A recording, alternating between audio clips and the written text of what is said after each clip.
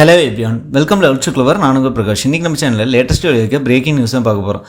அதாவது ஆகஸ்ட் 22ஆம் தேதியான இன்று வியாழக்கிழமை வெளியான மற்றும் அமலுக்கு வரக்கூடிய புதிய விதிமுறைகள் நீங்கள் தெரிஞ்சுக்கணும்னா மறக்காமல் நம்ம சேனலை சப்ஸ்கிரைப் பண்ணிடுங்க. சப்ஸ்கிரைப் பண்ணால் மட்டும் தான் நான் போடுற ஒவ்வொரு பயனுள்ள வீடியோ உங்களுக்கு நோட்டிஃபிகேஷன் வரும். ஸோ வாங்க இன்றைக்கி வீடியோக்குள்ளே போகலாம்.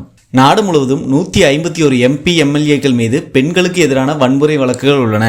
2 எம்பிக்கள் 14 எம்எல்ஏக்கள் மீது பாலியல் வன்கொடுமை வழக்கு உள்ளதாக அதிர்ச்சி தகவல். வகுப்பு வாரிய சட்ட திருத்த மசோதாவை ஆய்வு செய்யும் நாடாளுமன்ற கூட்டுக்குழு 31 பேர் கொண்ட கூட்டுக்குழுவின் முதல் கூட்டம் டெல்லியில் இன்று நடைபெறுகிறது. காவிரி மேலாண்மை ஆணைய கூட்டம் டெல்லியில் இன்று கூடுகிறது. கர்நாடகா திறந்த உபரி நீரை கணக்கில் எடுத்துக்கொள்ளக்கூடாது என தமிழக அரசு திட்டம். பிற நாடுகளில் பிரச்சனை ஏற்பட்டால் முதலில் உதவி செய்யும் நாடு இந்தியாதான். இரக்க குணம் இந்தியர்களின் அடையாளம் என போலந்தில் பிரதமர் நரேந்திர மோடி பெருமிதம்.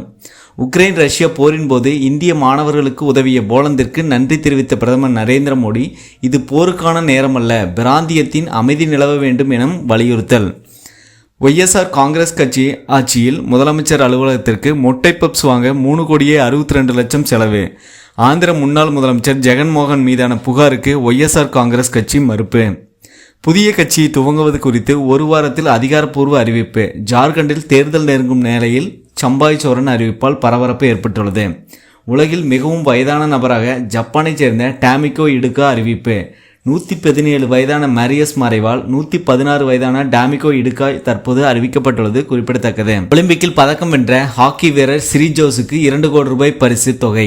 கேரள முதலமைச்சர் தலைமையிலான அமைச்சரவை கூட்டத்தில் ஒப்புதல்.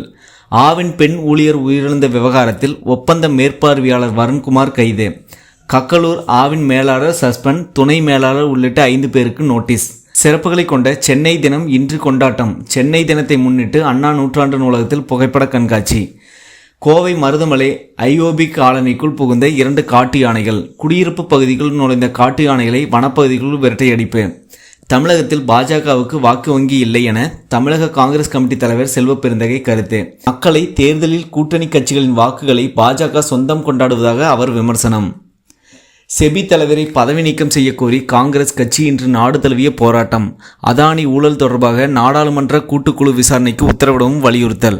நடிகர் விஜயின் தமிழக வெற்றிக்கழக கட்சி கொடி இன்று காலை அறிமுகம். நாடெங்கும் கொடி பறக்கும், தமிழகம் இனி சிறக்கும் என நடிகர் விஜய் அறிக்கை. கொல்கத்தா ஆர்ச்சிகர் மருத்துவமனை மருத்துவக் கல்லூரி புதிய முதல்வர் அதிரடி நீக்கம். மருத்துவக் கல்லூரி துணை முதல்வர், மருத்துவமனை கண்காணிப்பாளர் உள்ளிட்டோரும் நீக்கம். மகாராஷ்டிராவில் பள்ளி சிறுமி பாலியல் துன்புறுத்தப்பட்ட சம்பவத்தில் இதுவரை நீதி கிடைக்கவில்லை. பாலியல் குற்றங்களில் நீதி வழங்குவதை விட குற்றத்தை மறைக்கவே அதிக முயற்சிகள் நடப்பதாக ராகுல் காந்தி ஆதங்கம்.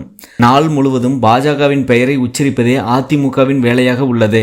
பாஜக இல்லாவிட்டால் அதிமுக எதிர்க்கட்சி அந்தஸ்தை இழந்திருக்கும் என அண்ணாமலை விமர்சனம். இங்கிலாந்துக்கு எதிரான முதல் டெஸ்ட் போட்டியில் இலங்கை அணி 236 ரன்களுக்கு ஆல் அவுட். பாகிஸ்தான் வங்காளதேசம் இடையேயான முதல் டெஸ்ட் போட்டி கடும் மழையால் பாதிப்பு.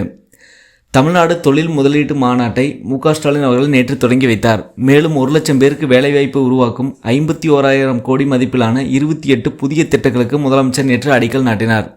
மெட்ரோ ரயில் சேவையை பரந்தூர் வரை நீட்டிப்பதற்கான விரிவான திட்ட அறிக்கையை தயார் செய்ய ரூ. 4.80 கோடி அரசாணை வெளியிடப்பட்டுள்ளது. தருமபுரி மாவட்டத்தில் இன்று கல்விக் கடன் வழங்கும் சிறப்பு முகாம் நடைபெற உள்ளதாக தெரிவிக்கப்பட்டுள்ளது.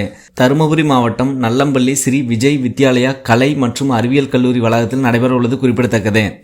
ஈரோடு பவானிசாகர் அணையிலிருந்து இன்று காலை 6 மணிக்கு மீண்டும் கீழ்பவானி பாசனத்திற்காக தண்ணீர் திறக்கப்பட்டது குறிப்பிடத்தக்கது. இன்றைய பெட்ரோல் மற்றும் டீசல் விலை நிலவரம் எந்த ஒரு மாற்றமின்றி 1 லிட்டர் பெட்ரோல் ₹100.85 1 லிட்டர் டீசல் ₹92.43 விற்பனையாகிறது. இதேபோல் தங்கம் மற்றும் வெள்ளி விலை நிலவரம். சென்னையில் 22 கேரட் 1 சவரன் ஆவண தங்கம் ஒரே நாளில் 400 அதிகரித்து ₹53,680 விற்பனையாகிறது. வெள்ளி விலை பொறுத்தவரை 1 கிராம் 92 விற்பனையாகிறது குறிப்பிடத்தக்கது.